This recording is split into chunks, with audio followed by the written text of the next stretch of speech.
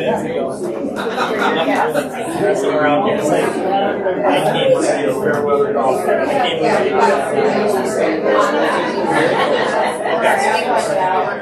Yeah. Okay. We'll make it work.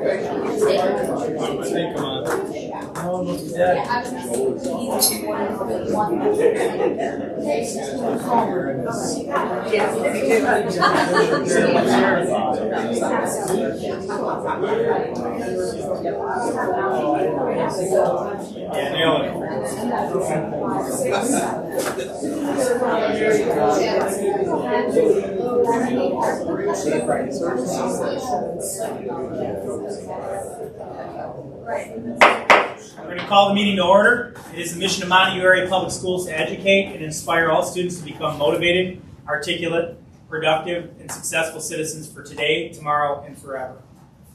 First on the agenda is our Pledge of Allegiance. I pledge allegiance to the flag of the United States of America and to the republic for which it stands, one nation, under God, indivisible, with liberty and justice for all. Roll call. Mr. Rath. Here. Mr. Johnson. Here. Mrs. Francis. Here. Mrs. Stahl. Here. Mr. Bison. Yep. Mr. Smith. Yes. Mrs. Neubauer. All right, item 4 is approval of the agenda. Moved by Tom, supported by Scott. Any discussion? I did just want Karen did text. She was at the hospital with her father or mother, one of the two, and she might be late. But Okay. Awesome. Any additional discussion? All those in favor of approving the agenda? Yes. Opposed? Motion passed. Item 5 is the consent agenda. Support. Moved by Tom, supported by Amanda. Discussion. So just a special thank you and wishing the best to those that have resigned and moving forward, especially Melissa Race, as she did many great things over at NBC as secretary. Any additional discussion? All those in favor? Yes. Opposed? Motion passed. Next on the agenda is item 6, public comment portion of the meeting. Public comments will be accepted at this time. Each statement shall be limited to 5 minutes in duration. Participants shall direct all comments to the board and not to staff or other participants. The board welcomes public comment, but does not respond to citizens' concerns at its meetings. At the citizens' request, the board, in the board's direction, the superintendent or designee will respond in a timely manner. This meeting is a meeting of the Board of Education in public for the purpose of conducting the school district's business. It is not to be considered a public community meeting. There is nobody on the list. Is there anybody that would like to speak publicly at this time? Yeah. Okay.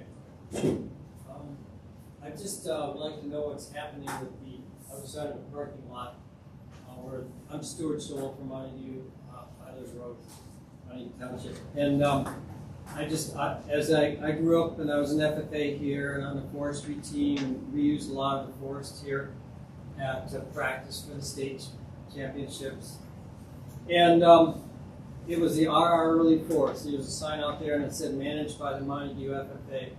And we actually spent time trimming branches on the red pines here and in Rothbury, east of Rothbury, the school forest up there. And so it was a part of my growing up experiencing the school forest. And I remember in the school was built probably back in the mid-50s, I believe. And talking to Bob Eilers, a farmer down the road from me, he was on the school board and he was very, very proud that they kept the school under $1 million. And then the second thing is that they placed it right here where it's at, so it had a good western windbreak of all those pine trees. In the last enlargement of the parking lot, I don't know how many years ago it was, they doubled the size of it, which took a lot of that out. But he was just happy that this windbreak would help in the wintertime to keep the heating costs down because it protected the school. And there was just a little bit left. It was thinned out a few years ago, and I know that the company that did it had a forester that did the thinning. And I'm just surprised that, you know, you thin it and you let it grow a lot more before you harvest it again. And it seems to be it's been harvested again. I'm not sure what exactly is happening out there. But where they took trees out to thin it out, now those other trees are, in a lot of spots, they're gone. And I just want to know what's happening here, because this could be an expense for the school and also for the future of our students. You know, we're losing some of the diversity in age and variety of the trees that are out there. So, also there's a bunch of oaks that are being cut, and they are a very magnificent tree. It is the tree which supports more insects, especially the Lepidopterus, all the butterflies and moths, than any other tree in North America. Upwards of over 400 compared to the next tree that is in the 200s. And it's just it's important because it supports insects along with wildlife. And we see that a lot of those have been trimmed. It looks like they're going to get taken down.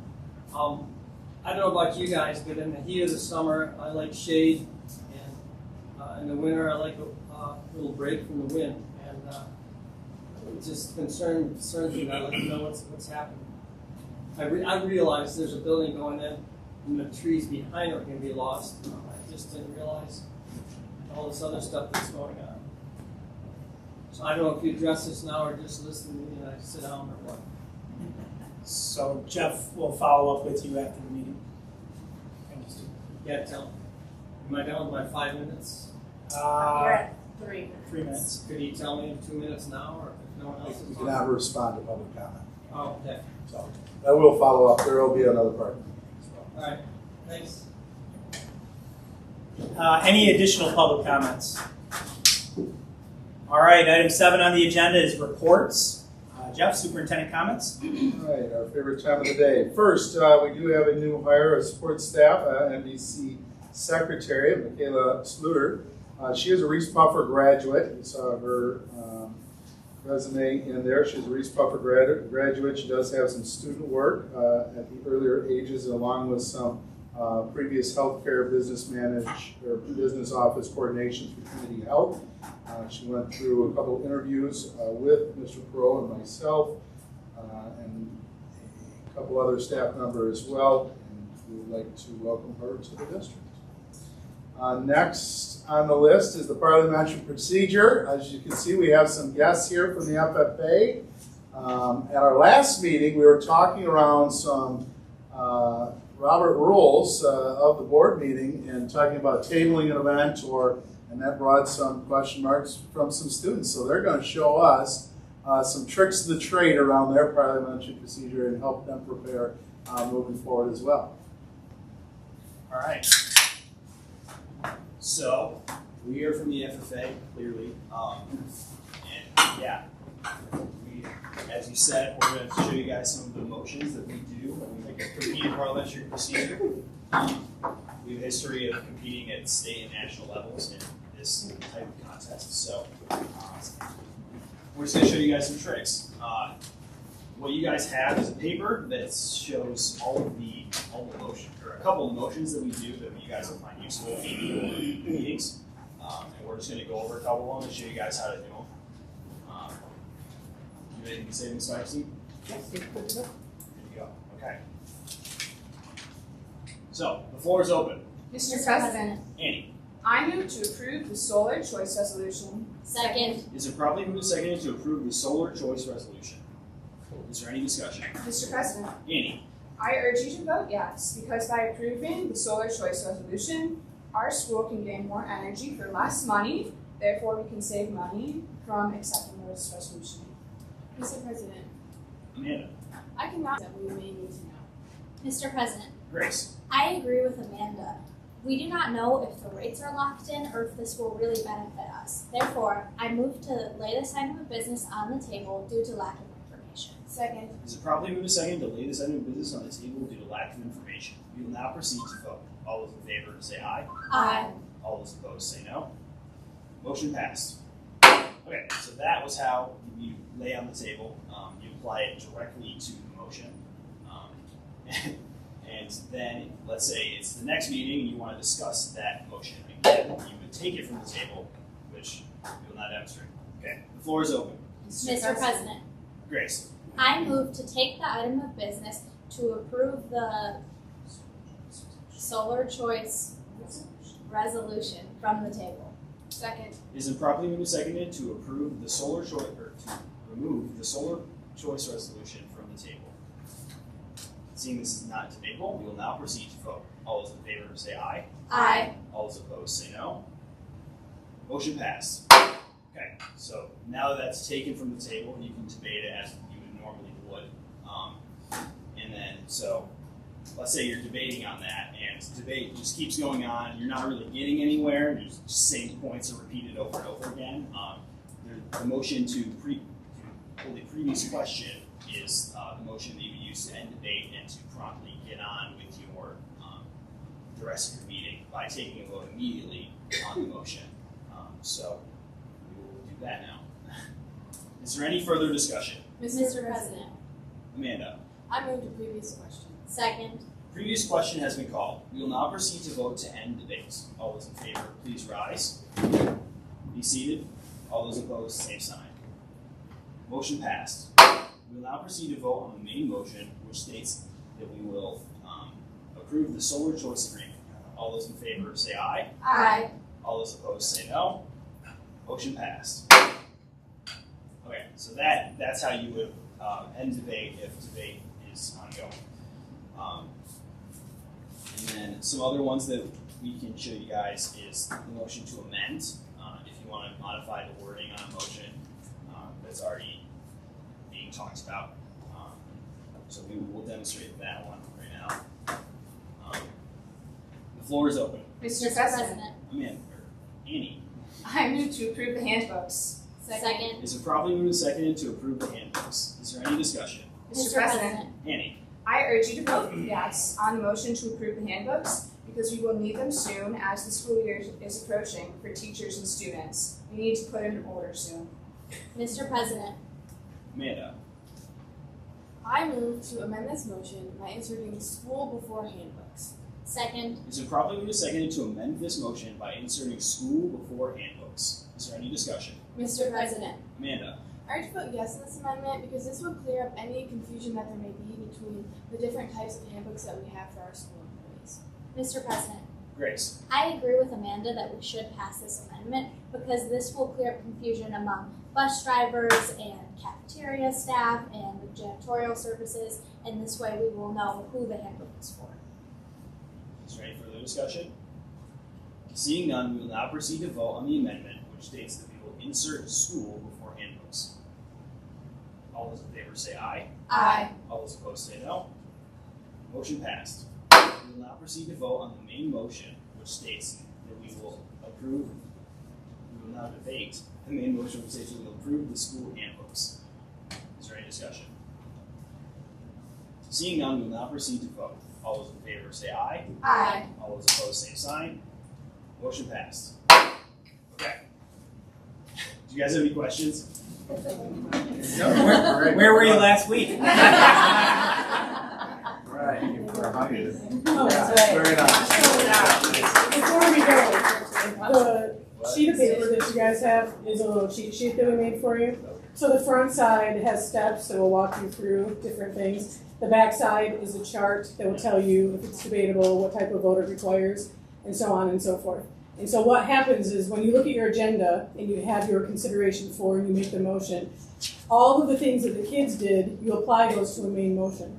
So last week you should have, Mrs. Neubauer was correct in laying it on the table. That doesn't mean you don't have to have a no vote on every main motion to bring something back up.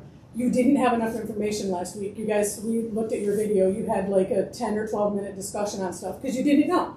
And so to lay on the table will allow the person to go find the information and come back. And then you don't have to go through and make the second motion, which you made a motion to put something on this month's agenda, which is not part of parliamentary procedure. So it's super simple. A lot of people are afraid of parliamentary procedure, but we made it really simple, and you guys can do it too. All of you totally can. And so we wanted to hopefully help you out a little bit. Awesome. Thank you so much. Thank you very much. Okay. We have one more ability to demonstrate actually, if you would like to. We can do that too. So We do have one. yeah, we'll show you guys. We'll show you guys how to refer something to a committee, make a new committee for a item of business. This one's pretty simple, so we will start. Okay, floor is open. Mr. President, Grace, I move to plant flowers around the FFA greenhouse. Second. is it properly moved second to plant flowers around the FFA greenhouse? Is there any discussion? Mr. President, Grace, I would urge you all to vote yes because this will help demonstrate the greenhouse's purpose when you see it. is there any further discussion? Mr. President, Annie, I move to refer this item of business to a special committee of 3 with full power to act and report back. Second. is it properly moved second to refer this item of business to a special committee of 3 with full power to act and report back? Is there any discussion? Mr. President, Annie, I urge you to vote yes on this motion. We don't know if the flowers are really needed around the greenhouse. We haven't seen it yet. So we don't really know if the flowers are needed, so we don't have to unnecessarily spend money on them. We could save money, actually. Mr. President, Amanda, I agree with this referral because if we put this to a special committee, they can go more in depth on this topic. is there any further discussion? Seeing none, we will now proceed to vote. All those in favor say aye. Aye. All those opposed, same sign. Motion passed. This committee will be called the Greenhouse Committee, and it will be chaired by Annie and consist of Grace and Amanda. Good job. You can see up like that? All right.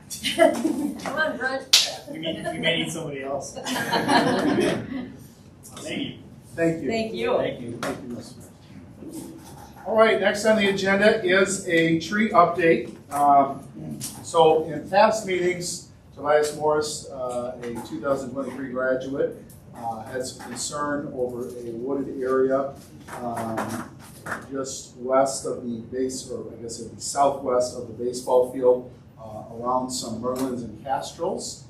Since that time, I've had many of different conversations, not only with Tobias, but then the Muskegon Conservation District as well. So I would like to, and I will share this with you as well, but just a statement from Emily Grash. Emily Grash is Executive Director of the Muskegon Conservation District.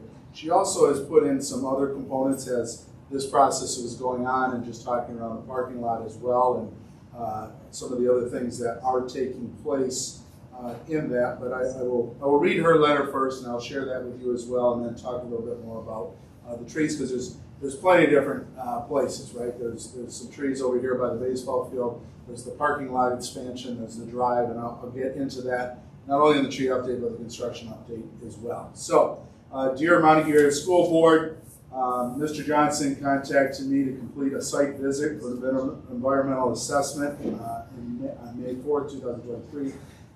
She gave me some.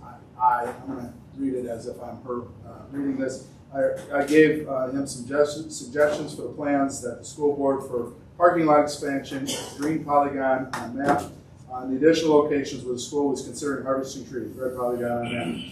One of the students, Tobias Morris, had concerns about American castrels and merlins being spotted in the area. Mr. Johnson requested another site visit that was completed with Mr. Morris in attendance earlier this month. I addressed Mr. Morris's concerns about harvesting trees and how they would affect the American castrels and merlins population in the area. Mr. Morris's concern is that the American castrels and merlins have been spotted during the migration period. The footprint of these trees are being harvested for various reasons that would not affect these species' local population.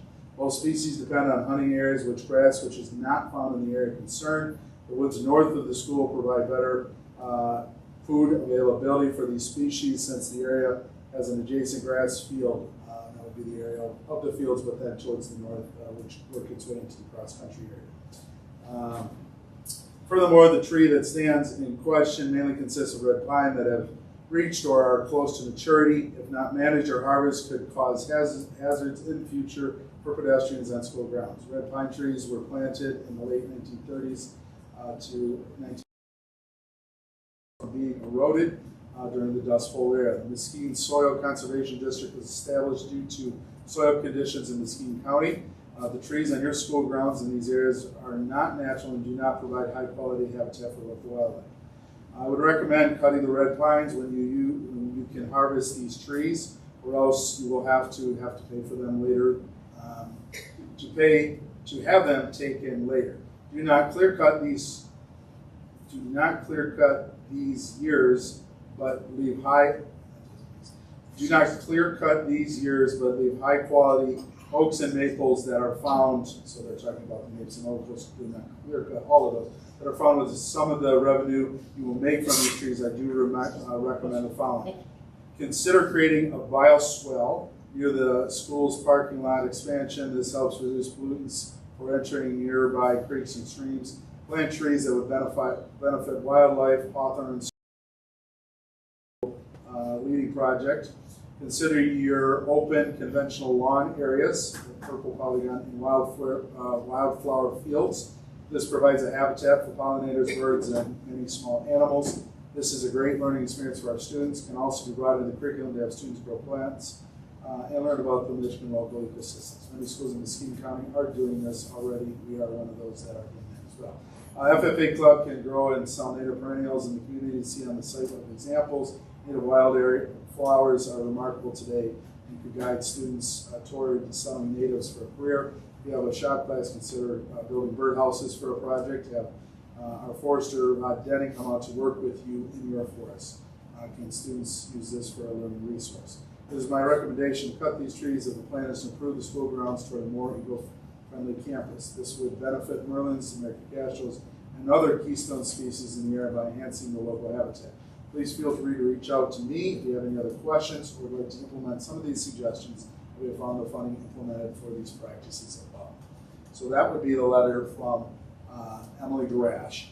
When speaking around this, the area that of course was in question is around the baseball field. That's where Tobias was in question based upon her recommendation that cutting of trees within that area,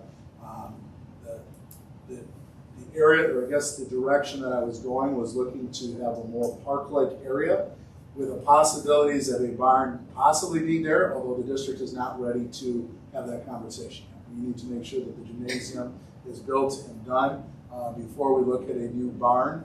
That is a possible location, along with just across the drive in front of the high school would be another possible location, or towards the north of the fields as well as another 3 possible locations that we've discussed. The tricky part is where it came in is now we're expanding the parking lot. And in that expansion of the parking lot, the parking spaces that are taken, we needed an extra 2 rows of those parking. And that's where the trees are moving back to. We're going to have additional lighting. And then the trees along the practice field area are going to be sparsed out as well. There will be some trees that are left. On the first cut there, they didn't leave very many, so we did have some discussions. Tom did with the foresters today as well. There will be some trees. The concern around some of the trees around the drive, not only is the drive going to go close to the football practice field area, but the root systems of some of the trees that were originally looking to, they didn't feel that could cause some damages to where the drive was. As far as the companies that we're using, Beach Trucking out of Luther, Michigan is actually who's doing the transportation of this. They are using RJW Timber out of Hesperia, Rick Wickerin, and we have all that information that we can send as well. In that, this is just an email from Tom. In this, we're receiving $35 a cord. So any trees that are cut, we will be receiving $35 a cord. And then the chips, which usually doesn't happen in a lot of, and this is part of why we use this, but all the branches and other debris that is down in creating these chips, we will receive $1 a ton. So it's not a lot, but usually they charge you to take that, or we would actually do it ourselves, to be honest with you.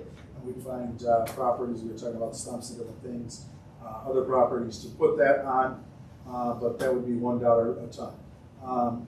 They're going to, so this is from Tom, just based upon some of the questions that I had with him around some of these trees. They're going to do their best to leave the hardwoods along the sidewalk of Stanton. So as that parking lot expansion creates, there will be a line of some trees along Stanton, and then obviously it'll be a much larger along Cook Street.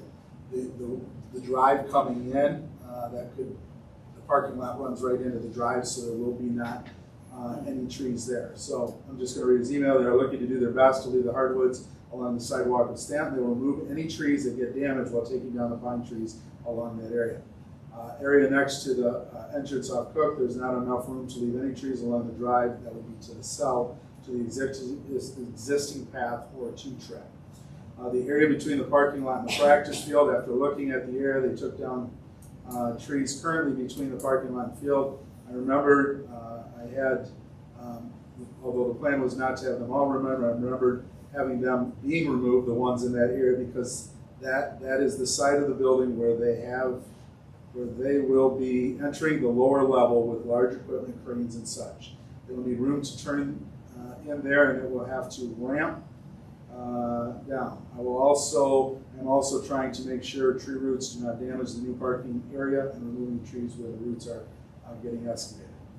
I'm trying to keep what trees I feel look nice and are not a safety concern and are not going to cost the district money down the road. Right now they're paying us for any wood that they are taking out. Anything we would have to take out when the loggers are gone is going to run us to a cost of $800 to $2,000 a tree to remove. Everyone has to check, and this is another thing that he had some concern. Well, we'll get that with construction.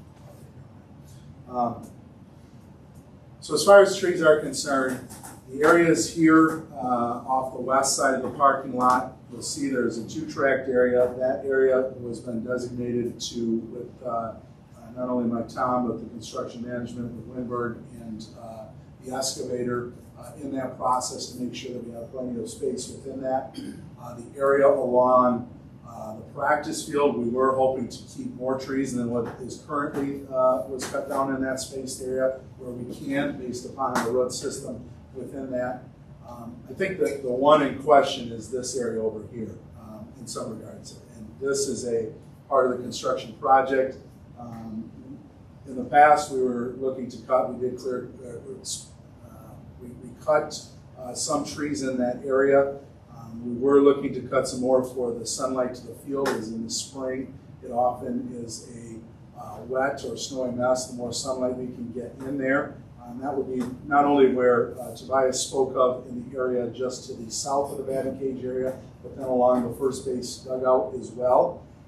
We would look to continue, especially on the pine, but leave some oak and some maple in that area. Look to plant some additional wildflower to provide a park-like atmosphere in that.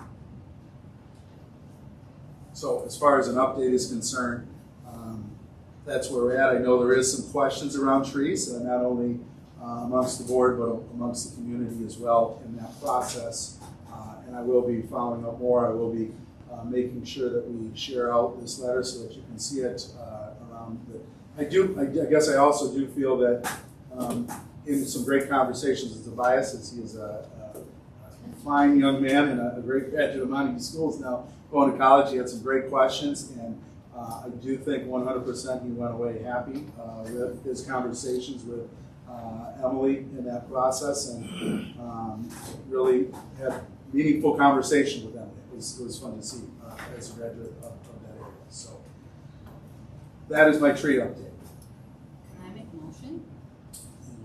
You have, let's look at our cheat sheet, but I believe you got that right. I would like to make a motion that we turn this over to a special committee of 3 full powers to act and report back.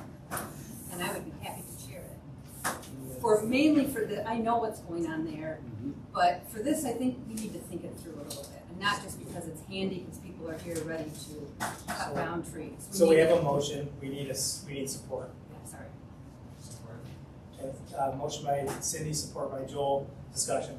Okay, sorry about That's that. all right. Mr. President. I'm trying to do the right thing I here, know. right? I will say, as a discussion point, the timeline is going to be quick on this. As Up tomorrow. the individuals are here, we do have a couple days maybe in that process as they're cutting and harvesting and different things, but I will have that specific timeline for you, but if there is a committee, we need to go fast, like tomorrow or the next. So is there something wrong with the letter, Cindy? Or what's your I feel concern? like there's a lot of things that aren't thought through. There's a lot of costs involved to do what she wants to, you know, the park-like atmosphere. It's actually pretty good right now. If we just left it alone, we wouldn't have to do a lot to it. Granted, we would get some money from the trees that we harvest.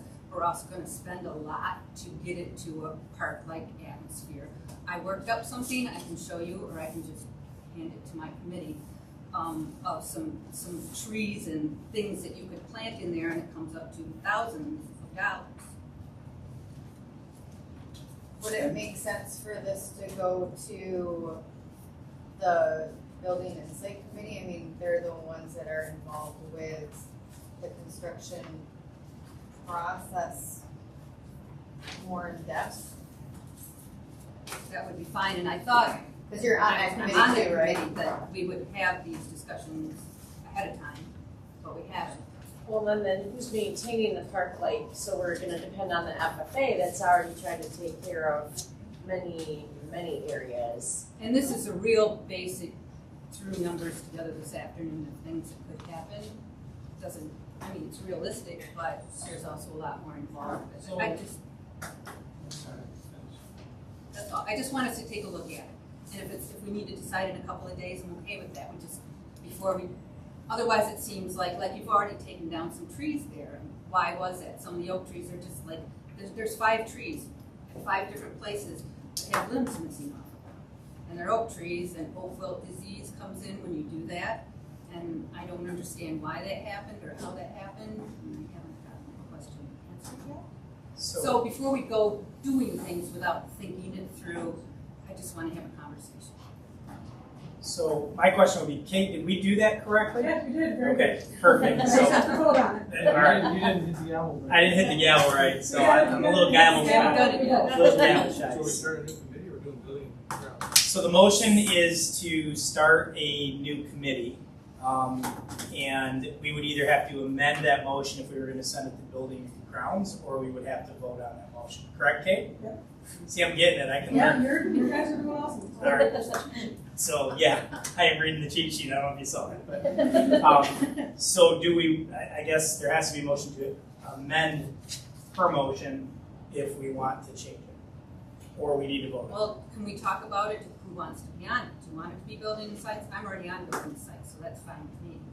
But if there's, I guess I would want to know, are we only talking the specific circumstance of tree removals or ongoing? Because if it's ongoing, it should be building and grounds. that's true, right? That's a good point. So.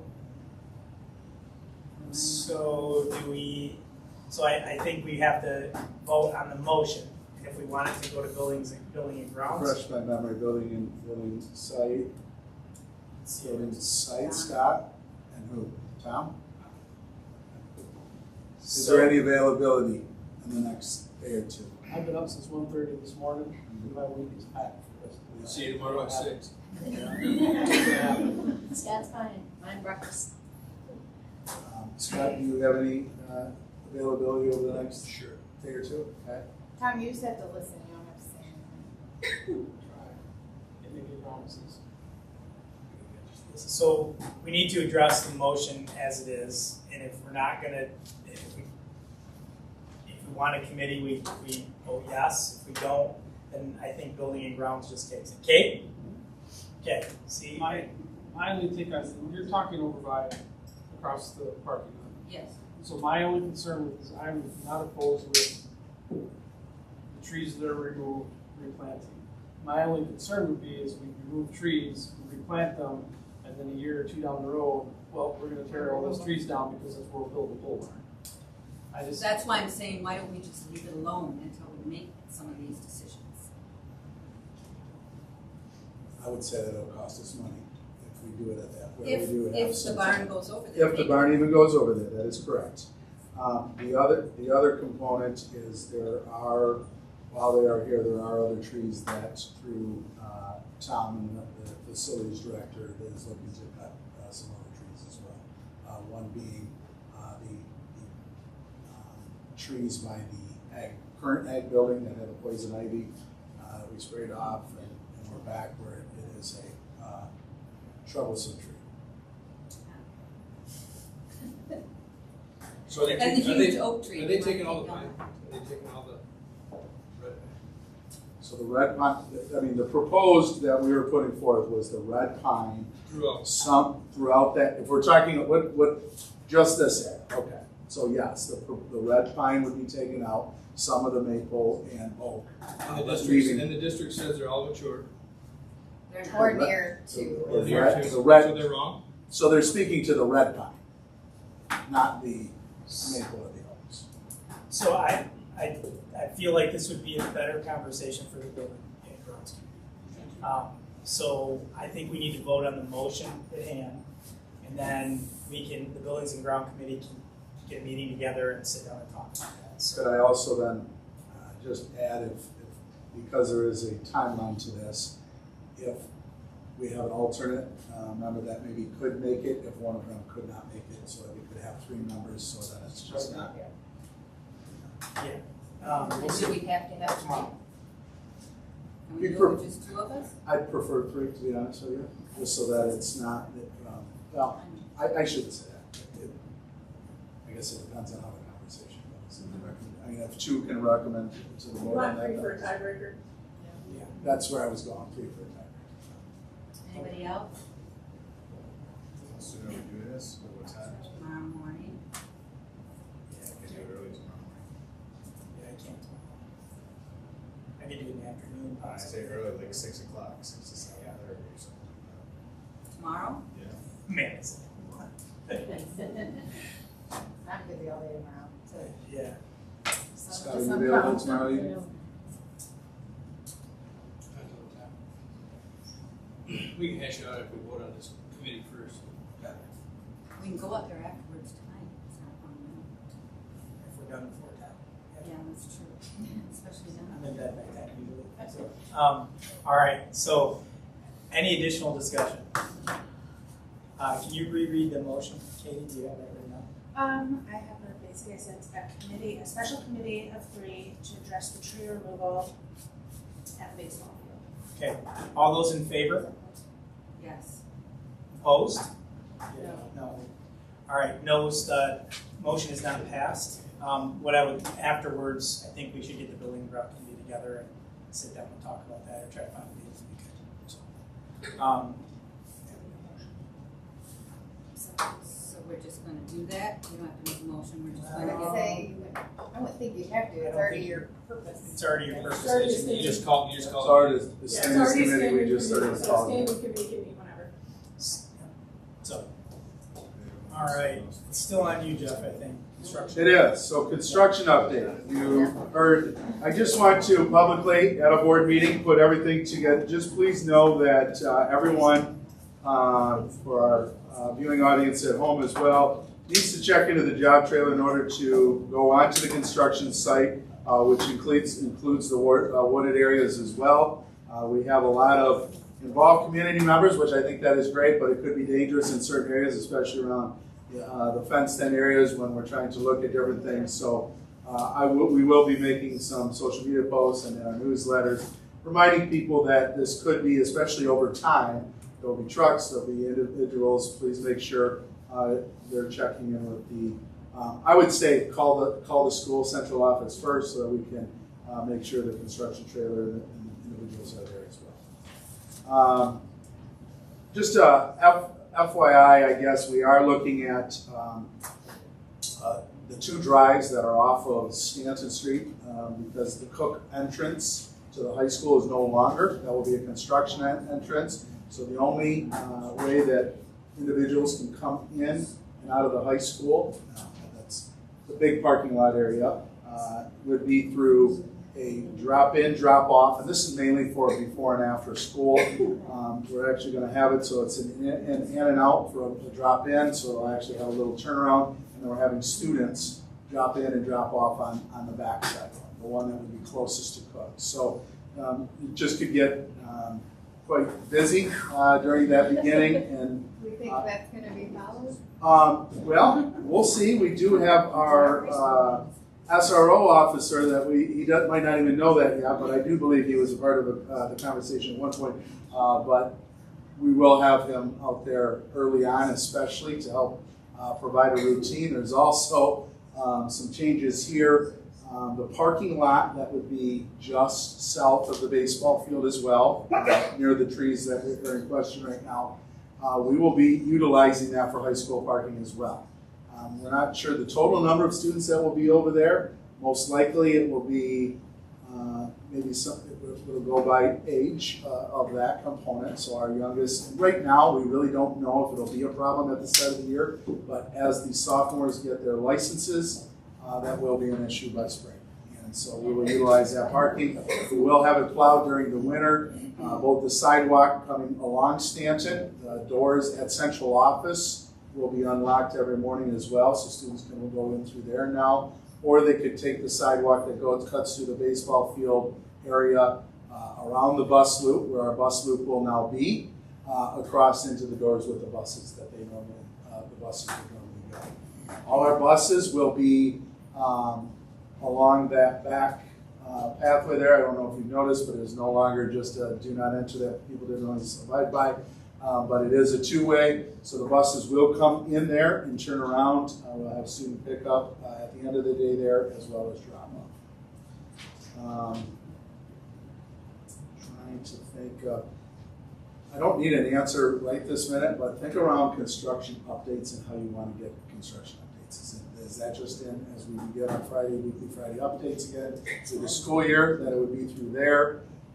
What sort of things are we wanting to? Could we, if you'd like to have extra meetings to look at some of the blueprints of the different things that are going there? Each of you have different interests, and I don't want to share on things, but I don't want to undershare as well. Do you want pictures as the process is going along? Either picture every day. So interesting enough, there is a camera. There is a time-lapse camera that there will be those. So. There it is. Yep. So you'll see it. Yep. So think about what that process is. Obviously, Winberg Construction is a construction manager.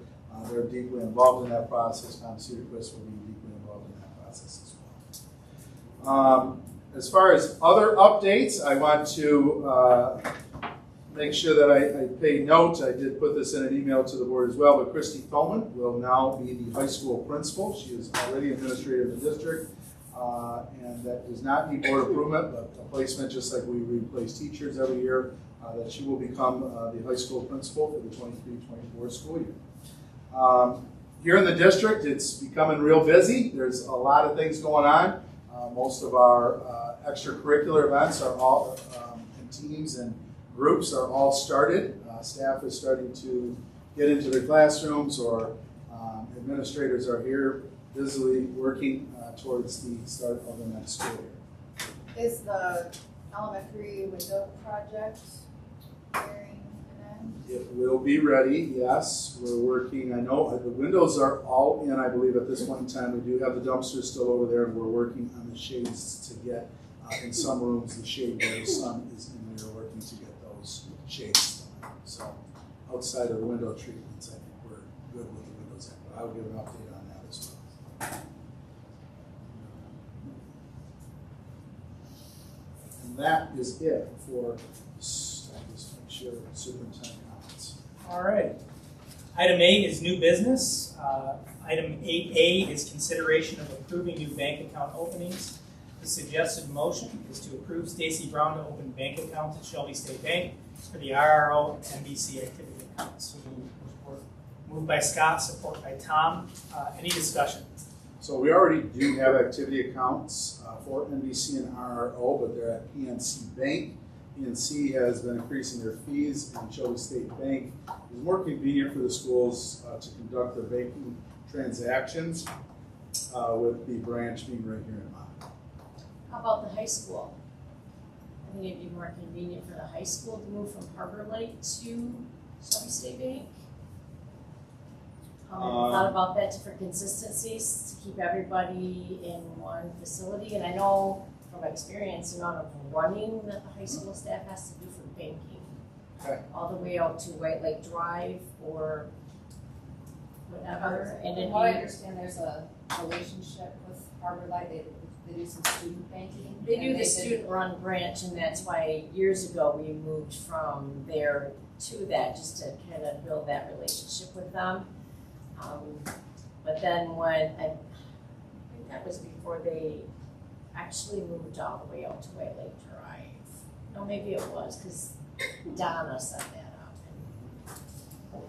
And I don't know, there's a lot of like getting change for like cash boxes and sporting events, and there's always something that you're trying to rotate cash for, and it's not a big deal, but if you're a secretary and you're stopping everything in the middle of the day to go get change for the football game for that night or whatever, and then you've got staff running out of their way all the way out to White Lake Drive, and you've got Shelby State Bank right at the bottom of the hill.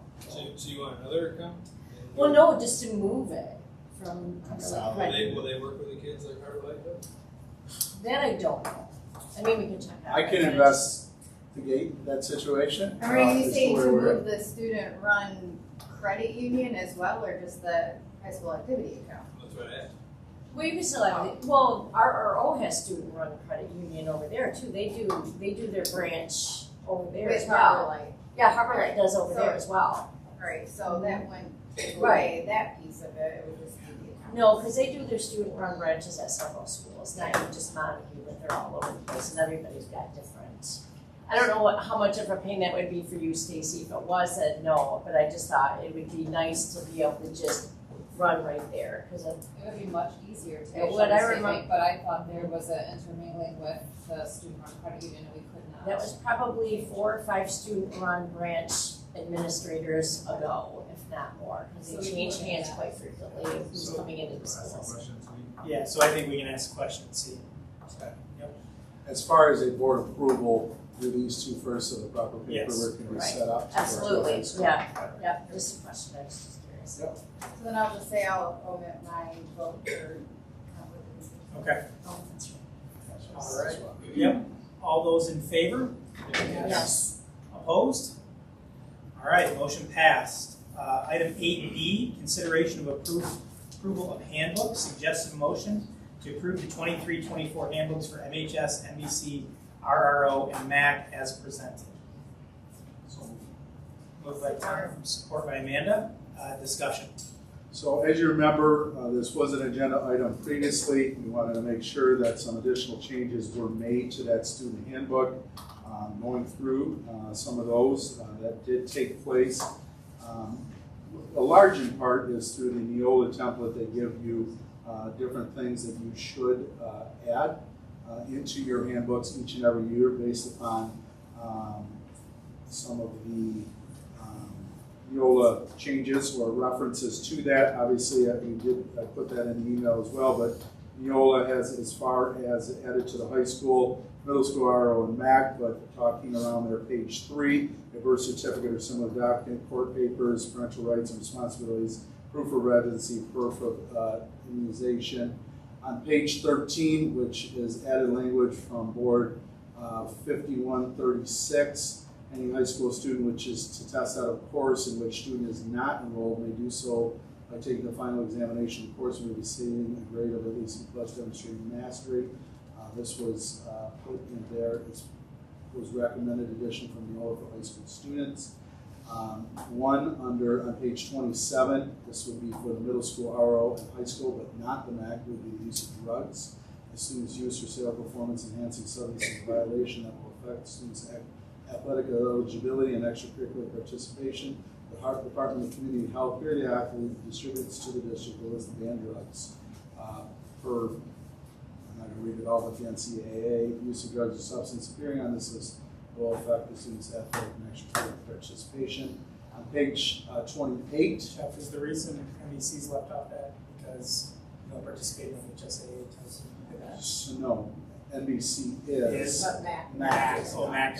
Correct. Okay, I got it. All right, I'm sorry.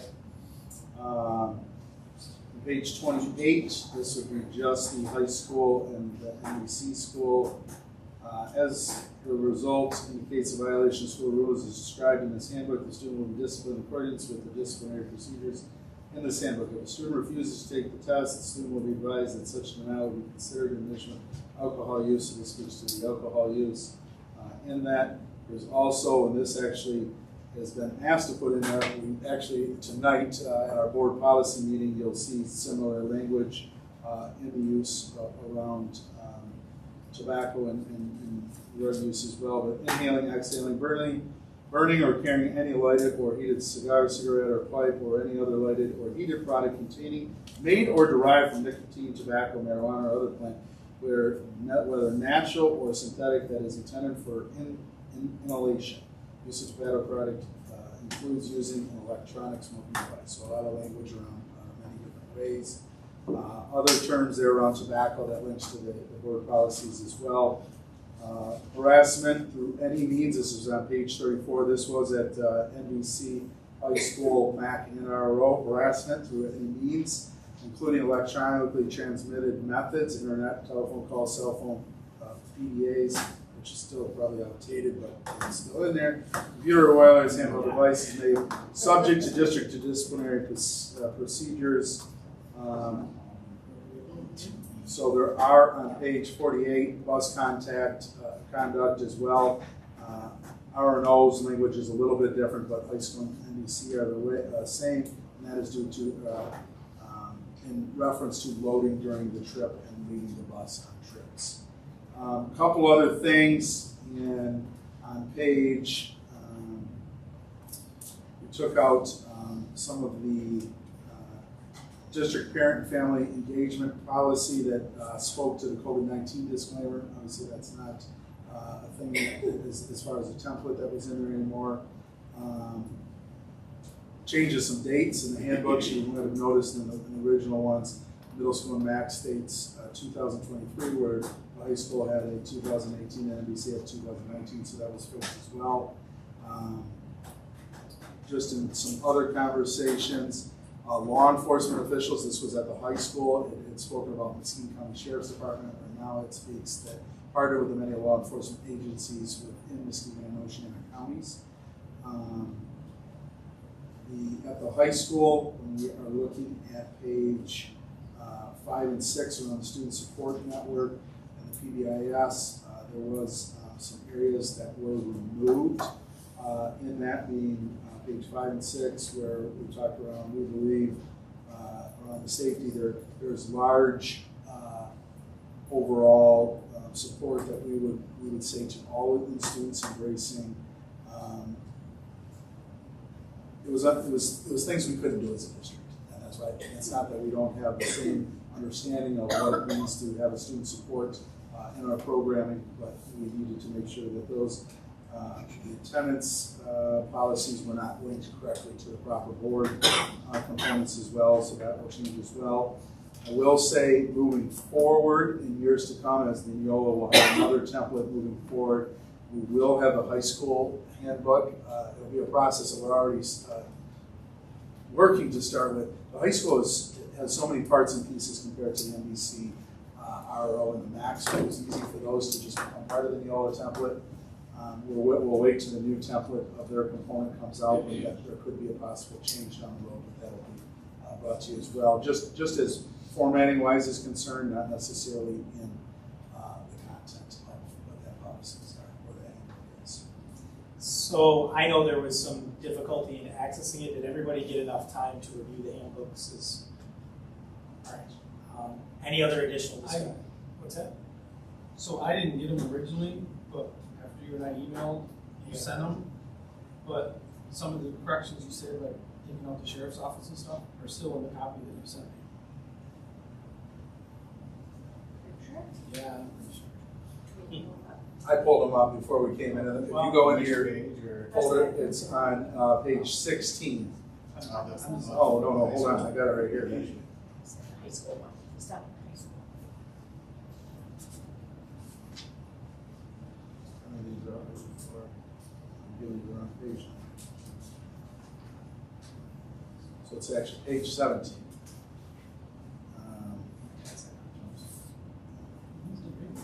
We're pleased to partner with many law enforcement agencies in Muskegon, Oceana County, but it was previous, the original one. That's correct. I think you guys are doing a good job updating. Appreciate the time. We have, administrators here, if there's anything else that you'd like to ask of them, we didn't bring them. His policy, you said they met earlier and they added or discussed a bunch of things. There's a section in there, I don't know what page it is, it talks about alcohol testing.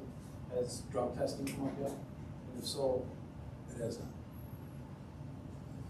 should we probably do that? We're gonna test for alcohol, we might as well test for drugs. I think that we could bring that up in our policy, because we have to have some policy meetings coming up here around the current, so that could be part of the conversation as well. Due to the events that have happened in the last year, I think it needs to be added. As a deterrent. So Jeff, you take a note of that. You know what the updates are. That's fine, if they have drug use. We don't have to wait for them. Can we just No, I'm let just it saying that's why. Okay, so my only other question is, as board members, I mean, I want to set realistic expectations for when and how long we need to review a document like this. So, how long do you guys need? Do we need this a week before meetings? Do we need this 2 weeks?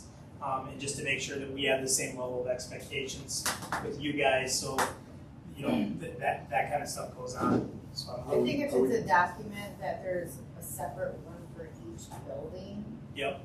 there, should be probably more time. Okay, So so there's like a page limit or something? yeah, I think it's good. Handbook Every 50 is pages. 40 it's plus just- pages. It's good to just have a standard. I mean, is a week enough time? Would that That would be. good? Yeah, it's So probably any and all it should documents? be 6 days to like not do it. And but then at wait least- till the But at least you can say, hey, I gave The night you before. 7 days to do it. Actually, I don't know any problems with accessibility. So, yeah, no, I do apologize, that was an accessibility.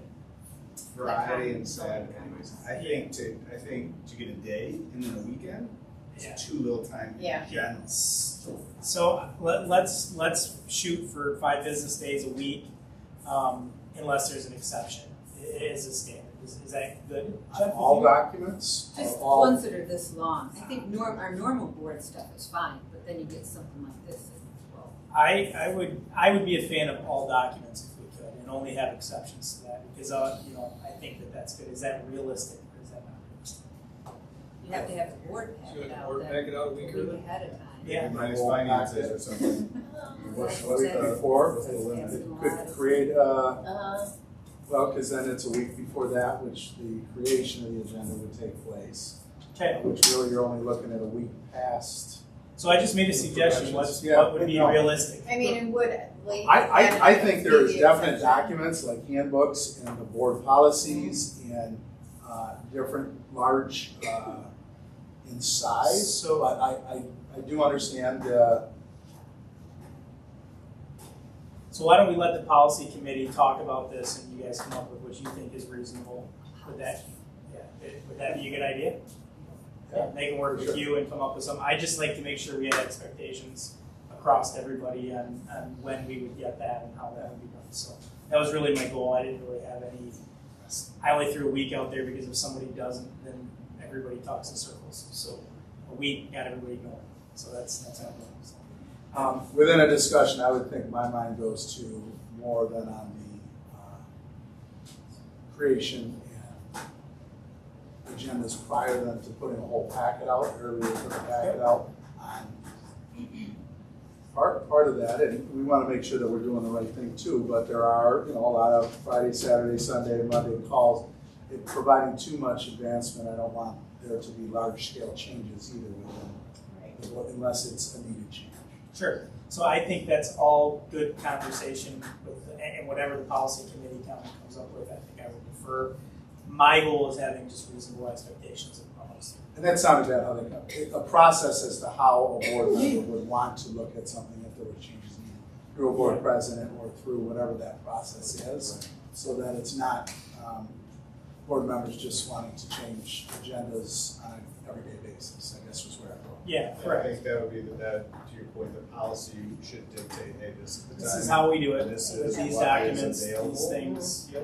There's things that don't have timetables like board policy or like board packets, things that aren't month by month. there's no reason we can't have a plan that, hey, in 3 months, that's gonna be on the agenda, because it happens every August, every July, and we put it in a month in advance.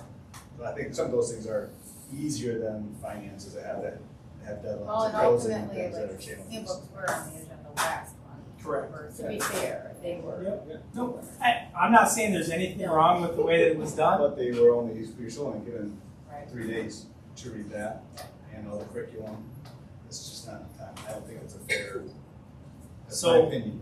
Yeah, so we beat this to death. All I wanted to do was make sure, let's set some expectations. I honestly don't care what those expectations are. I just want to make sure we're all on the same page, so Joel's not expecting to get 3 days read ahead, and I'm expecting to get 10, Exactly. and make sure that we have, that we're all working on the same page, and we're all cohesive in how we do that. So, any additional discussion on the handbooks? How soon before the drug testing did? Can you make it contingent on? I think that's a much bigger, that's gotta have a board, that's gotta go to policy committee, to a full board discussion, You're to, talking years, what are you talking about? to the conversation to reach the board level. Yes. And a policy, I would say months. Not by the start of the school year, for sure. It's too big. You need to think that one through a little bit. I think that requires, that isn't just something to start doing. You have to think how that's going to go down, what the repercussions of that. Well, I'm sure there's testing other for alcohol. If a student shows up and you have reasonable suspicion that they're under the influence of alcohol, you contact law enforcement and they give them a breath test. If you have reasonable suspicion that a student is on campus or in class or whatever, under the influence of a narcotic, what do? They should be tested just like you would for alcohol. And there should be repercussions if they are. I still think it's a bigger conversation. How do you test it? I think it's a bigger conversation. Yeah, it's outside urine of test. the- Or Yeah. counter urine test. Yeah, I think that that's a discussion for the policy committee, which would then be brought to the school board. So I think Jeff's taking note to talk about that. Policy committee's aware, so. Is that good? So if it goes to policy and a month or two down the road, yep, we're gonna do this, can it be inserted or does it have to wait till the following year? Well, if it's policy, it's policy. When it's adopted outside of the handbook. I would think As far as like an amendment to the handbook, Yeah. because they have to sign to accept the handbook, right? every Yeah, year. the policy, Upon the enrollment, handbook is yeah, in addition registration. to our policies. It's in addition to or something to. That's it, I think. Is what they They could all sign be say that, Changed in though? the process. Sounds good. All right, so any additional discussion on the handbook? All those in favor? Yes. Opposed? Motion passed. Item 8C, consideration of approving a resolution to borrow funds for general fund obligations. The suggested motion to approve the resolution to borrow $700,000 from local banks to meet general fund obligations. Support. Moved by Scott, support by Tom, discussion. My notes here. So resolution to borrow funds is the process that we go through each year to secure funds to help us with the cash flow to begin the school year. There is no state aid payment in September, as you may remember. This helps us cover the September, October payrolls and other expenses. We borrowed $700,000 for approximately the last 9 years, so this amount has remained the same. Additional discussion? All those in favor? Yes. Opposed? Motion passed. Item 8D, consideration of approval to hire elementary principal. Suggestion motion to approve the hiring of Sandy Lundquist as elementary principal. Moved by Tom, support by Scott. So we have Sandy. Sandy, if you would wave here. She is here tonight for the board meeting. She comes with a wealth of experience with a master's in educational leadership, as well as a master's in curriculum and instruction. She has been with a couple different districts, most of the time being spent at Berkeley as an elementary principal and Kalamazoo Public as a elementary principal as well. So we had some great conversations with Sandy and her with a number of different individuals today, but we're excited to have Sandy coming this way. Additional discussion? All those in favor? Yes. Opposed? Motion passed. Item 8E, consideration of approval of MISEC Solar Choice Resolution. The suggested motion is to approve the MISEC Solar Choice Resolution as presented. Moved by Scott, support by Tom. That's a big thing, so we approve this one. Discussion. Yeah. All right, so we did have some discussion last time, and this was our tabling. Yeah. Right, so we did have, and I believe you got some of these documents, but just some of the basic questions that were asked here. I will kind of run through those. A 15-year commitment seems long. Are the energy costs locked in for the duration? Yes, the rate is for the chosen percentage of participation the district selects will be a fixed 15 years.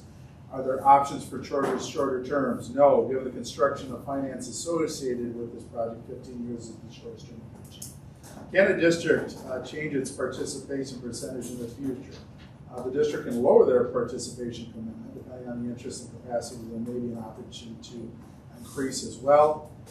The solar farm is projected to provide a small portion of the total amount of electricity the whole group requires. So how much would be allocated to each district?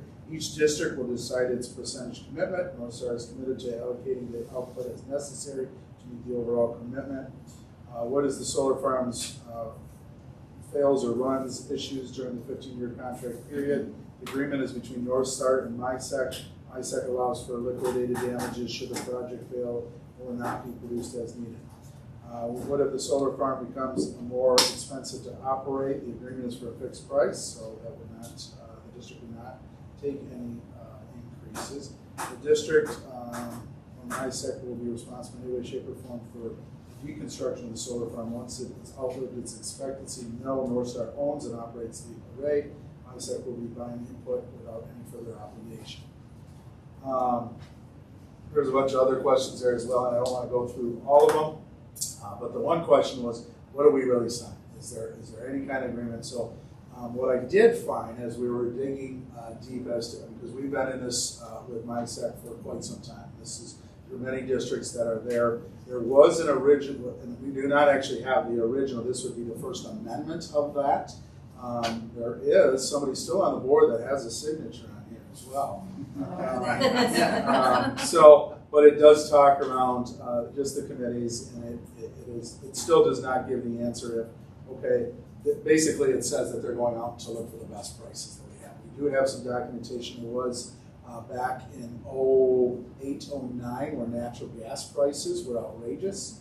So at MISEC they committed to, hey, these are good rates. They found and switched and found better rates as things continue to rise. So they're always looking out, the MISEC group is looking out for the district. So for instance, and they cannot state that that's what they'll do, but they do. In this case, Encinitas did it. They would try to find a better price if, for instance, those prices were to change. It's not a guarantee, and they wouldn't put that in writing, but that is part of the organization, and have shown to do that in the past. Additional questions or discussion? Can you remind us again how much savings this is? Yep. Can. Joel, you have it right there. I know, I'm getting ready. This is a long meeting, guys. This is our longest one in a while. So, yeah, we can work on over 15 Oh, we found years. it. Okay. Understated. Do we? So part of this motion is to enable MISEC to act as an agent on our behalf to sign an agreement. Do we do that with any other third parties? Give them agency to act on our behalf? Is that your agreements? I mean, Windberg does that somewhat. MISEC does that on our behalf with DTE and consumers already. So we've signed with them. I guess that's just a question I have. We're giving away some of our authority. Because this is a renewal, isn't it? We've already partnered with them. we're already partnered. Yeah. This is specific to a 15-year agreement. Yeah, that's why it's different. That's why they're asking to agree. But they're always doing this, energy, electricity, any kind of savings to us, they're looking for that. Yeah, and I would say there's other organizations. I mean, anytime we subcontract with somebody, we're kind of allowing them to work on our behalf. You know what I mean? Sign agreements? Yeah, possibly. Yeah. As long as they're under the threshold. Right, exactly. Not need to be bid. So that'll work. Yeah. Take it to the board level. Any additional discussion? Good questions. All right, all those in favor? Yes. Opposed? Motion passed. Item 8F is consideration of approval of bids for the MHS gymnasium construction. Suggested motion to approve the bids for the MHS Performance Gymnasium addition as presented. These costs will be paid from the 2022 Capital Projects Fund. Moved by Scott, support by Tom. I am going to abstain from any votes or voting in this, much like Amanda. There's a bit of a conflict there. So, discussion. So the technology bid package did go out, put together by Winberg, and Mr. Jared Mott is here in the, so if you have any big questions, please feel free to ask him.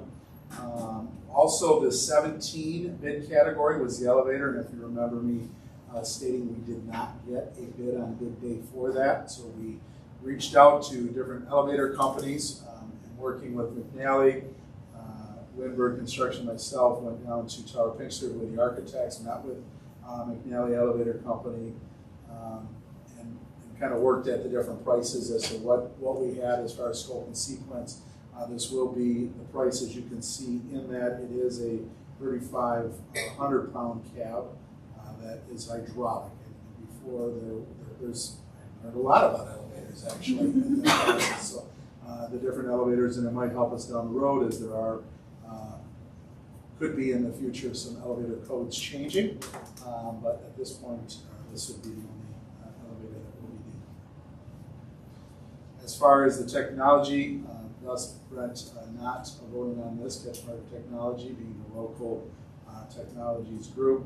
We did have another bid from Vector. They did not fully bid the full process, which created to be voted, nor did they want to in that process to go out and get the extra bids. Any additional questions? Is the elevator going to be big enough to allow equipment in and out of the facility? So, thus the 3,500. When looking at the 5,000, we still didn't feel like it was going to be big enough to really get some of the high lifts that were needed. Thus, the reason why we're going to have a crane type device that will get some of those lifts into. But as far as scrubbers, chairs, different things, you know, we were, I'll be honest with you, we were originally looking at a 2,500 pound. We thought the 35 would be just for all those equipments. The rest of that's going to go in. Well, that was my question, because I think in some part of the technology packet, there was something that referenced using scissor lifts and whatnot to install the equipment. So is that elevator going to be big enough to allow that piece of equipment into the facility? Depends on the lift, but obviously what we were looking for originally was trying to create an elevator that was large enough for all sorts of lifts, and it wasn't big. It wasn't going to happen. So that's where we went into a arm or lift. Jared, give me some better words to use as far as. It's essentially kind of almost like a crane rail, like the northeast corner of the gym between two girder trusses. We're going to have a sliding rail system like a gantry, and then we'll be able to lift the lifts up there and get them out. Okay, fair enough. Thank you. Additional discussion. So the Vector, they withdrew, or which parts of their bid did they not complete? So Significant difference. they are server-based company that really wanted to get into the server work of the things that were needed in that. They did not want to bid on the scoreboard. I say the scoreboard, but the other components of that. They actually questioned, and we said, well, then you would need to sub that out to put that in your bid.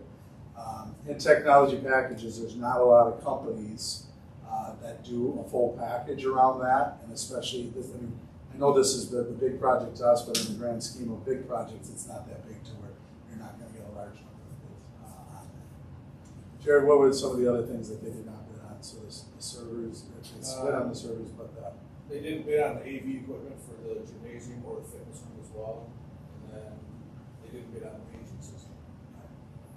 So there was like 7 bid categories in there. They picked out 3 to bid on.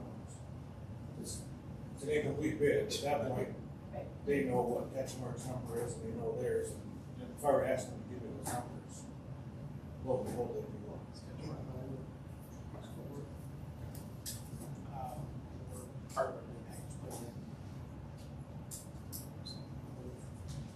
One question on this one, maybe you can't answer this, but I remember in the past there were talks of donors replacing all scoreboards in the district. Has that fallen through, or is that still in the works? Still working. There's life, it's So could not. that be a cost-saving measure if we were to get Could that be. implemented? Yep, we know what we want now.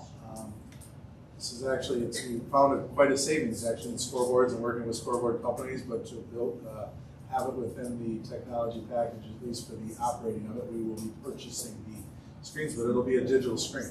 I'm It's just not- saying, it seems like it would be in our best interest if that is still a possibility to support those local businesses as much as possible to save as much money on this project as we could. We're waiting on some other bids for some of the outdoor scoreboards and putting it together as a package for all.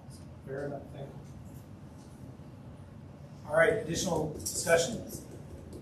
All those in favor? Yes. Opposed? Motion passed. Item 8G, consideration of approving the MCBA course catalog for grades K-12. Suggested motion to approve the Muskegon County Virtual Academy course catalog for grades K-12. So moved. Support. Moved by Tom, support by Scott. Discussion. So Principal Bush sent this over. This is our virtual academy that we created here in Muskegon County for all Muskegon County schools to use. Mr. Patton, the high school office is kind of our go-to, although there, as you can see, the majority at that 9-12 level, this reason is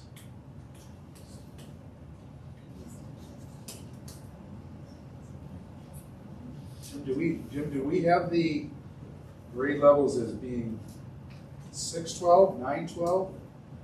Notice that they say 9-12. For the catalog or for the students, you said? For the it's for students all levels, but this catalog is just It only says 9-12. yeah.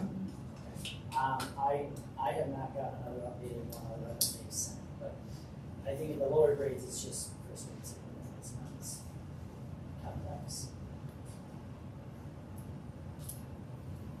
I guess at this point I'd ask for the approval of the, because it does say K-12 there as well, so I don't know if it's a grade level K-12 and that was a misprint, or just the 9-12, or the K, but if we could have approval for the 9-12, because that's where we're seeing the majority of our students in that Muskegon County grades. So do we need to amend the motion? That's just a suggestion motion, right? Yeah, well, it was until They did they it, moved on yes. support. Yeah.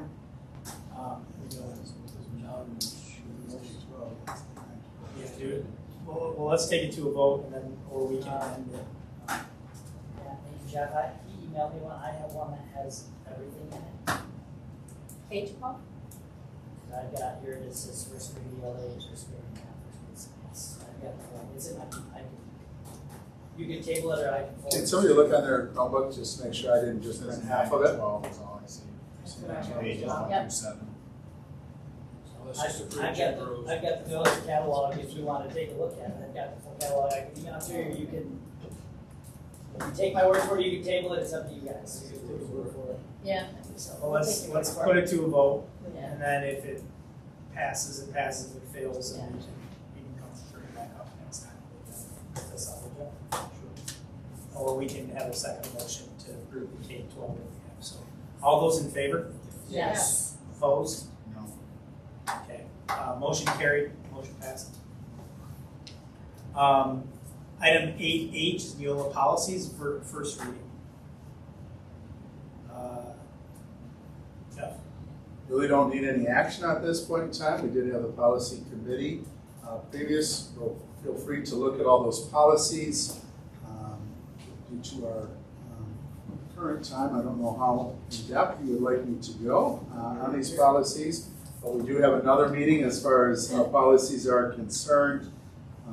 Everything from animals on district property to school safety information, lab accessibility, the tobacco-free schools component. There's a lot of those that are all policies related to the same thing, the same verbiage. These are all words and through Neola as their recommendation for each one of these. So a lot of it's just language changes, not necessarily just better word choice. But that, the policy around the use of tobacco products, 1615, 3215, 4215, 5512, 7430. So take a look at that additional information if you have any more questions. It sounds like we're going to have some additional policy work, so maybe we'll try to squeeze in another policy committee meeting prior to the next meeting as well, and we can just make sure that they're fully, so get your questions to the policy committee or myself. Next reading is when, generally, Jeff, how long between meetings? Next board. Yeah, that's okay. So one of the things I would say is all of our board policies are available online.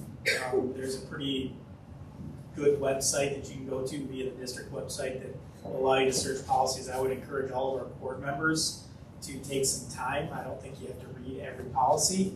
There's a lot of them in there, but make yourself well versed in the areas that we talk about or address, often. And for all those that are attending or listening out there tonight, again, those board policies are available to the general public as well. So, all right. Any additional discussion on item 8A? Okay. Item 9, discussion monthly catchmark expenditures. All right. Looking for some input, some discussion, maybe some questions that you have. I'll be sharing some more information as well. But obviously with Catchmark, we have had some expenditures within the district. We had some stated expenditures each month. Anything above the selected amounts would need board approval. This discussion is really to get a better understanding with the Catchmark sports.net. They now have packages versus some of the, we were an early on adopter of some of the Catchmark work. That would increase the monthly rate for us. We had worked a process of $1,000 a month within that does include board meetings, that has included the live streams and a number of different things that we have done throughout that time period.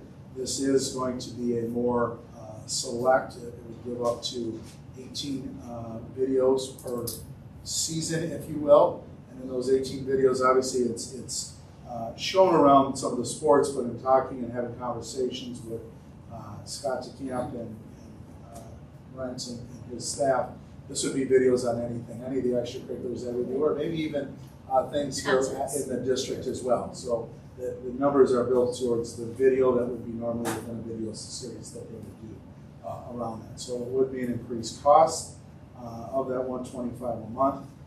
There are some information as far as viewing content. There is a lot of views around the Catchmark. I guess the question to us is, what is our value and the importance around that? What does that mean for us as a district? It can be incorporated right into the board meetings here as well, as we are live streaming these meetings as well. And how important is that to us in that package as well? It's a discussion, not not to say that it's not important, because I like game concerts, I mean any event, but when we talk 18 a month, who's determining who gets a year? Oh, 18. No, per season. So you're talking, there's 3 of those, so it's about a 4-month period. So 18 throughout the 4 So that sounds targeted towards sports, if we're talking. That was how it was originally, but in the pricing it would be around activities or things, whatever we would like to. Who's going to be responsible for divvying out who gets coverage? Not us. Coverage. That's what I was right. saying. So, I guess my myself question and the would other. be is, my question would be is, what would it take to create or form some type of an audiovisual class or club where the students could get involved and they could run the show through Catchmark? So in this process, that is one of the things that they wanted to do as well, is to get kids to be a part of this, to help create the content for that. With this coverage, I mean, those are the things that you are guaranteed to get. You would get additional coverage of things within your school throughout any of their postings as well. So how has that gone so far up to this point? How much are the kids involved? Where's that work? Yeah, so we've had multiple interns, we've had multiple student volunteers, student reporters. Scott had a girl from Oak Ridge last year who helped a tremendous amount. We've had kids that helped with media days and created TikTok videos and covered games. I can't remember her name. She For us here? Yeah. Kira? Kira Michelson took, she took all kinds of pictures for us and was benchmark for benchmark last year, and so we very much wanted to get more and more kids involved, and it's worked well. On the tech side, we've also had multiple interns from the Career Tech Center, both from Montague and Whitehall. Some of those have actually turned into people who we actually hired. So we want to be involved with the kids in the community and volunteers, and we want to get that going. And the more we do that, honestly, it's a win-win. The lower the cost, and then overall, we're creating something for the kids too. So does that kind of answer your question? Kind of, Okay. yeah. I was just specifically in mind what happened. Yeah, we've had multiple Montague students involved in many different things, whether that's running cameras on the sideline, to recording pictures, to being announcers. And is there a formal way that's done? Do you say, hey, I need some help, or is it works through a class or an instructor, or? In the past, it was very informal.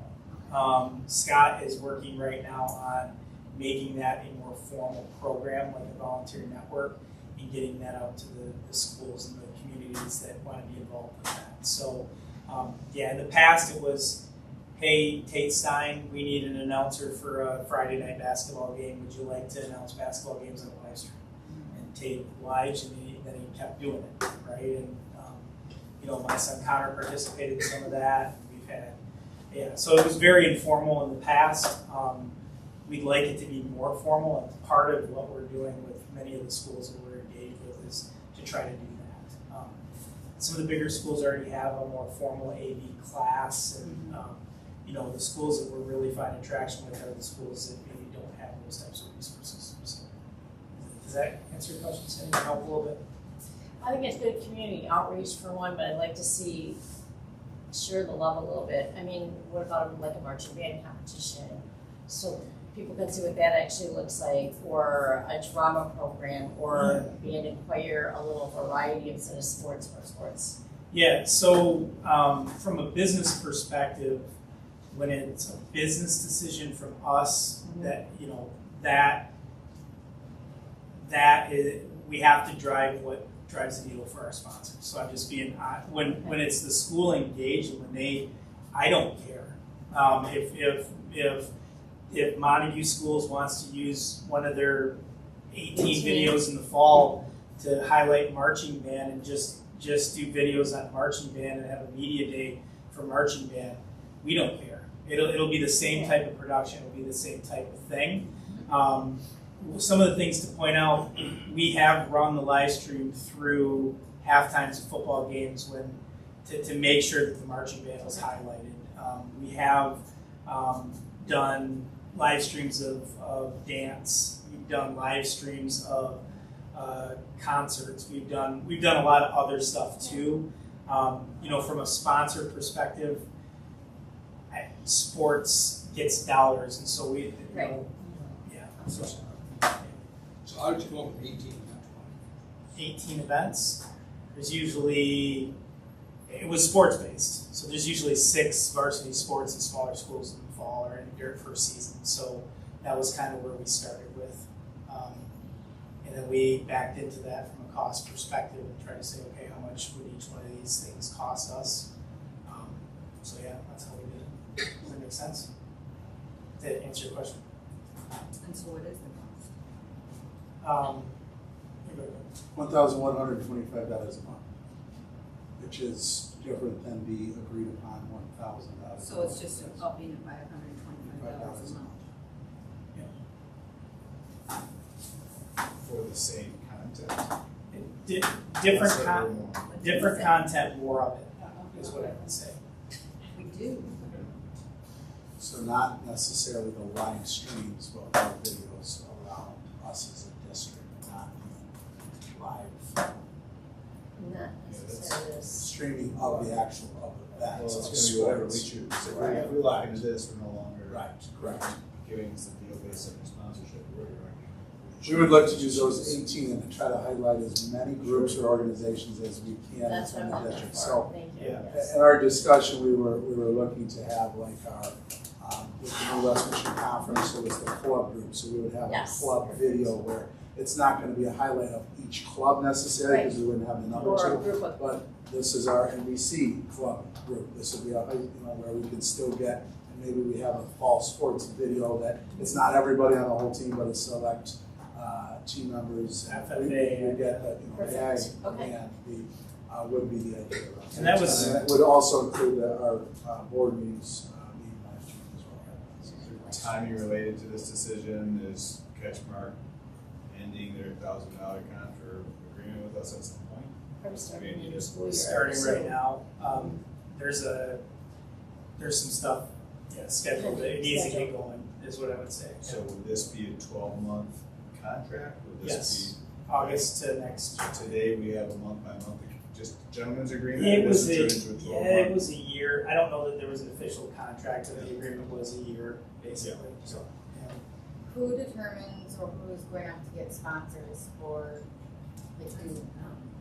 Well, You guys for need this, for general stuff, the free stuff that we do to cover schools, because we do all kinds of free stuff on top of this, right? We would go out and find sponsors for that. So if Shelby State Bank wanted to be a sponsor, they'd come to us and we do that.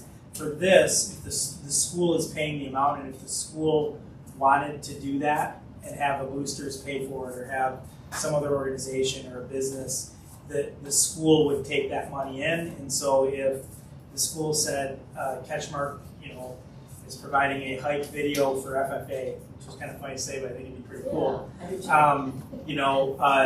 And if they found a sponsor that would pay more than what we charge, the school can keep the difference. We don't really care on that side. Yeah. So what we found with other schools already is a lot of them that have signed on. Businesses come out of the woodwork and say, well, we want to pay for extra stuff, or we want to cover this, and that for us, that's fine.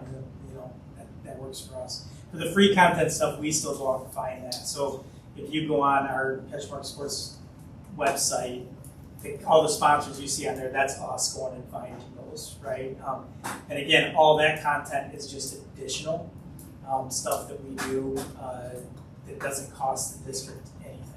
So yeah. So is this one of our 18 events? No, this is something that we'll do as part of this that we don't do for anybody else. Cindy Francis spotlight might be. Yeah. Let's not go there. We could have board member spotlights if that makes it fun. I would say the decisions would be made through the administrative team of what that is. We would share with the board as to what we would look for that to be. We would go look for sponsors. I'm waiting on the overall time frames of what would be good for a sponsored video type clip. And we're really looking at trying to maybe even put it as part of the scoreboard conversation that we were having previously a little bit about some of the donors there. Like, hey, for this price, you could get your scoreboard name on there, do this, and get some video clips on video. So we're trying to create some packages for sponsorships amongst districts around that. But that 111, 125 would hopefully be less if we could find some donors that would like to be a part of those videos. It can't be, it's not a minute and a half commercial. It's more a quick video clip of, hey, here is this, this company, and maybe, hey, welcome to the Montague FFA or something like that. How does this fit into our budget? Well, we're tight on budgets. We're tight on budgets. I would say any expenditures we should talk about and look at. I mean, that is a realistic possibility. Current is at the $1,000 level, and this would be $1,125, so it is an extra $125. So $1,500 Wasn't that up to per year. $1,000? It wasn't necessarily we were spending $1,000 every month. Because the bills, if you, in the board package, you would see on the bill, the amount of services we received during that time was, for instance, one of the live streams that we would have cost $1,500. We'd have 7 during a month. So we would pay up to that $1,000.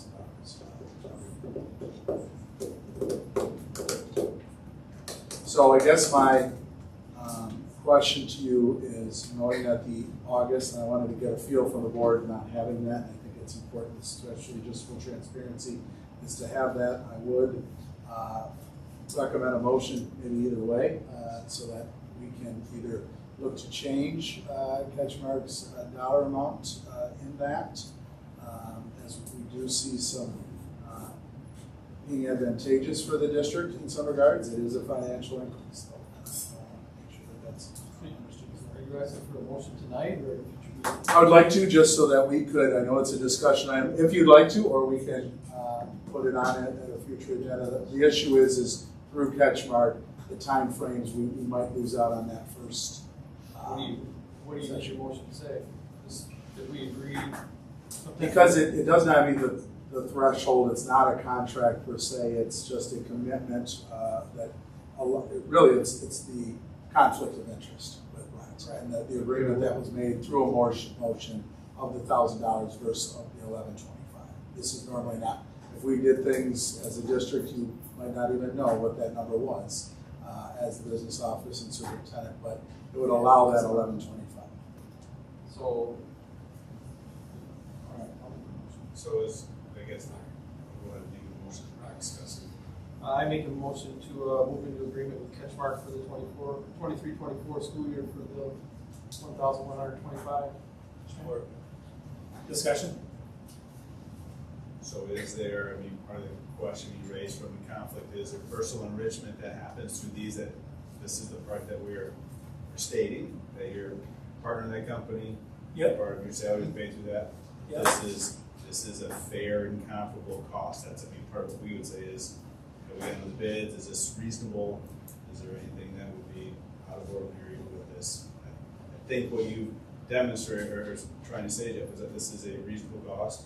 You as a district think that this is a fair price for the content that we're getting. Correct. So that those would be the questions I would have, is what are the, without seeing it laid out right in front of us, it's difficult to say what were we getting for the $1,000 compared to what will we be getting for the $1,125 and what those benefits are or are not.